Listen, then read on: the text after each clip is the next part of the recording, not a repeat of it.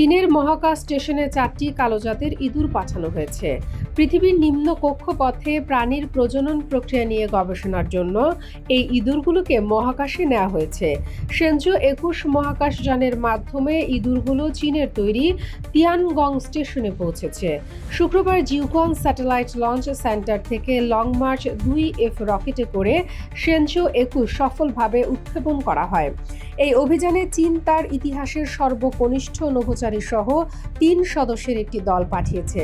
দলটিতে আছেন 39 বছর বয়সী ঝাং হংঝাং এবং 32 বছর বয়সী উফেই। উফেই চীনের সবচেয়ে তরুণ নভোচারী হিসেবে রেকর্ড করেছেন। তারা দুজনেই 2020 সালের এই মহাকাশ কর্মসূচির জন্য নির্বাচিত হন।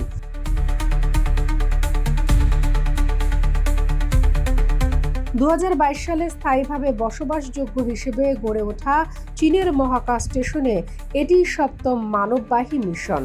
সেনঝু সিরিজের মহাকাশ যানগুলোতে সাধারণত 3 নভোচারী 6 মাস অবস্থান করেন। এই কর্মসূচিতে অভিজ্ঞতার পাশাপাশি নতুন প্রজন্মের নভোচারীদের সুযোগ দেওয়া হচ্ছে। মিশনের কমান্ডার হচ্ছেন 48 বছর বয়সী অভিজ্ঞ নভোচারী ঝাংলু। তিনি 2022 সালের সেনঝু 15 অভিযানেও অংশ নিয়েছিলেন। সেনঝু 21 দল সেনঝু 20 দলের কাছ থেকে দায়িত্ব নেবেন, যারা 6 মাসেরও বেশি সময় ধরে তিয়ানগংয়ে কাজ করেছেন। সেনঝু 20 দল আগামী কয়েকদিনের মধ্যে পৃথিবীতে ফিরে আসবেন।